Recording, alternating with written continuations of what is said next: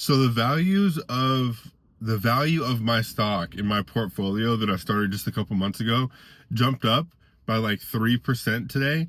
So I went from, just to be candid with you, the numbers are, I went from, the value of my stock was negative 50 when I went to sleep last night, and it went up to positive like $50 about when I woke up.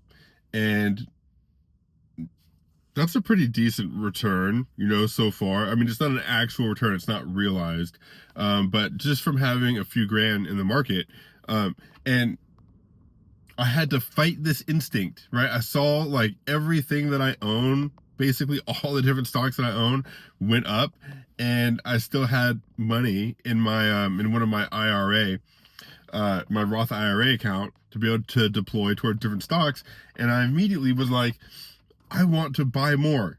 I want to buy more.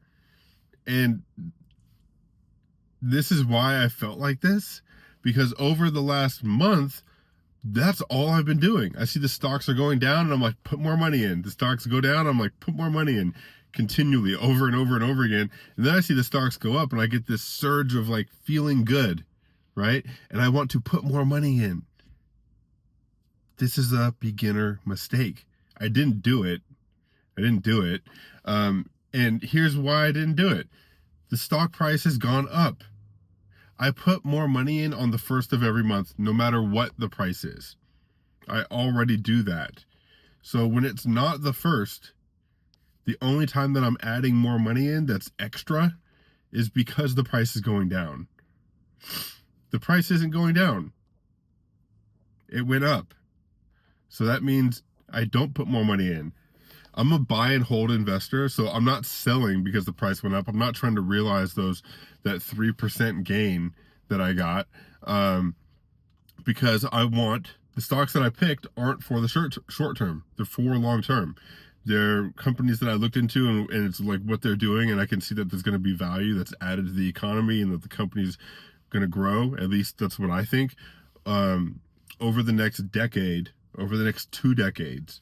And so it's just staying in there. And all I'm trying to do is get that price, get the stock price at the cheapest that I possibly can for those companies. And that's why when I see that the stock goes down because some news article comes out or tariffs are announced, and then people, investor sentiment goes down, and so the price goes down. And so I buy more of it because it's cheaper for me to buy it. But I still plan on holding it for like 20 years. And so as the price goes up, I stop buying more. Now, on the first, I will buy more because that's what I do on the first every month. But I think this is an important lesson because this is not something that I used to do.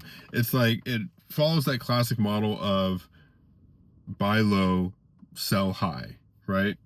And it's so easy to say that, but new investors, and I'm talking specifically about me because I'm not some seasoned pro, we get emotional and we want to sell when things are low because we think that we're losing money, and we want to buy more when things are high because we think that we're going to be making money. But here's the thing, you actually don't lose money or buy or like gain money when the stock price fluctuates. The price of the stock that you have, like if I look at my stock and I see that it goes down by 10% overnight, I didn't lose money. The value of the stock that I own dropped. You don't actually lose any money until you decide to sell it. You sell it at that price, then it's like, well, now you lost money.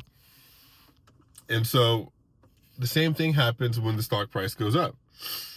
But here's the thing, if I buy all my stocks when the price is high, I need the price to go even higher than that before I sell to make anything.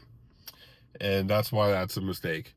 If you're putting your money into the market long term, well, I should speak for myself. If I'm putting my money into the market long term for 10, 20 years in companies that I think are doing well, I'm not trying to like hack my way to success with this. It's just strictly for retirement.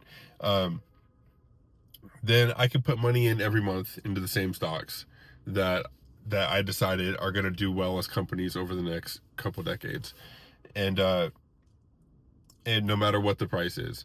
But in between that, like I have the investor bug. I still want to like invest in other stocks or keep investing, you know, not just on the first. I'm looking at stock prices, I'm looking at the news, I'm looking at balance sheets, you know, statement of cash flows, financial statements, things like that. And so like when I see the stock price go down in a company that I'm already excited about, then I'll buy more of it. Like if I see that Nvidia stock goes down because people think that they're not going to be able to do whatever, you know, because of tariff announcements or whatever the case is, and I see the stock price goes down, well, I'll buy a little bit more of it, even if it's like $50. I'll just buy a little bit more of it.